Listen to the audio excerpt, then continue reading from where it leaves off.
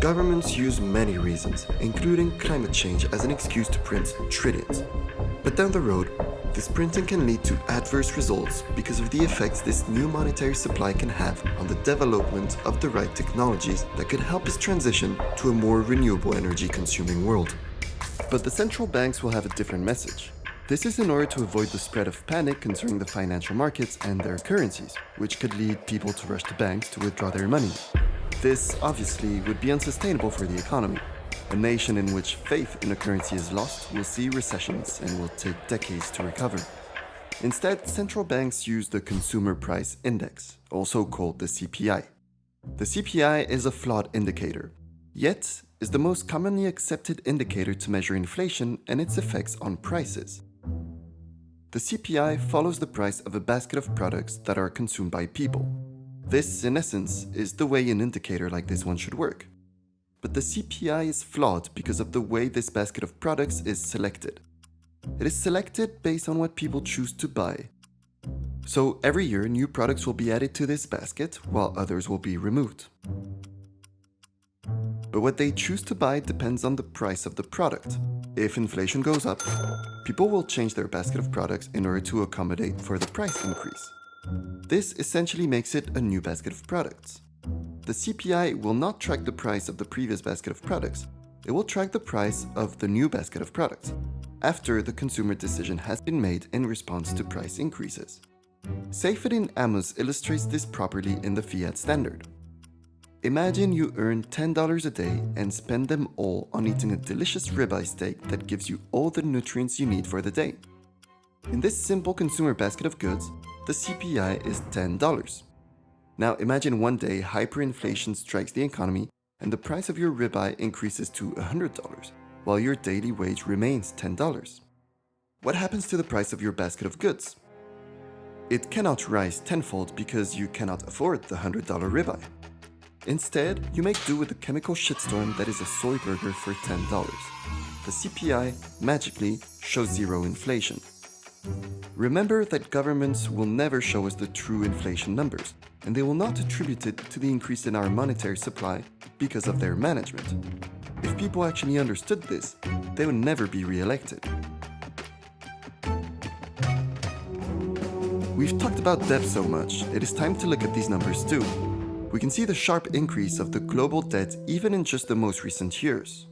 To add more context, here is what this debt represents as share of global GDP. 356%. We have 3.5 times more debt than actual created value. Now, this debt bubble could be stopped, or at least be slowed down, if the central banks were to increase interest rates, making it more expensive to borrow, giving a breather to the entire system. But today, it's likely too late. The US Central Bank, the Fed, attempted this in 2018 because they believed the economy looked to have recovered from the global financial crisis of 2007. 10 years have now passed since the depths of the financial crisis, a painful part of our history that cost many Americans their jobs, their homes, and for some, their hopes and dreams. In addition to holding interest rates low to support the recovery, we have also taken many steps to make the financial system safer. I'm confident that the system today is stronger and in a far better position to support the financial needs of households and businesses through good times and bad. They decide to increase these interest rates, and because of that, the entire market dropped.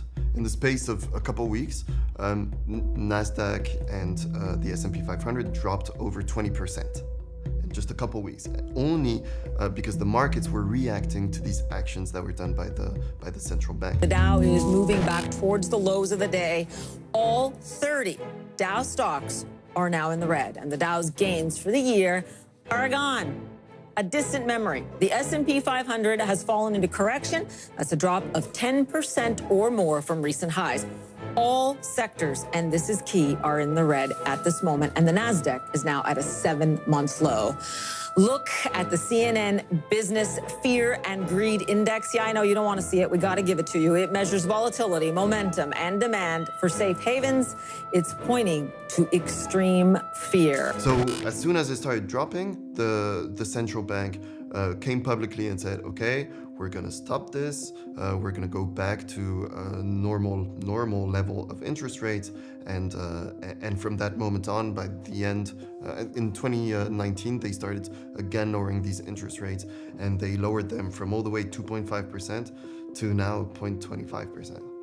According to a lot of finance books and what people study at university, the scenario we're in today with negative interest rates is impossible, right? So what happens then? It's hard to say. No one really knows. We'll kind of have to find out, because anyway, central banks have no other option. The only thing they can do is print more money. In reality, the only thing that the central banks can do is print more money and cover for all this debt that is never being paid back. They will work with governments to continue increasing taxes, welfare spending, and devaluating currency. This isn't to say that these people are ill-intended. They use the tools that are available to them and have simply reached a point where their backs are against the wall and they are forced to abuse these tools.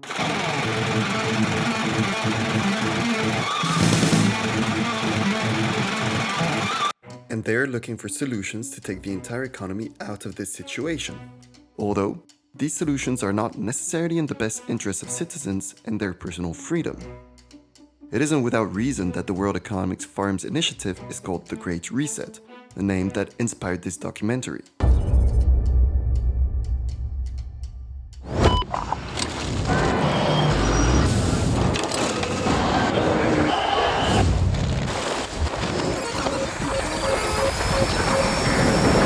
Part of their plan is the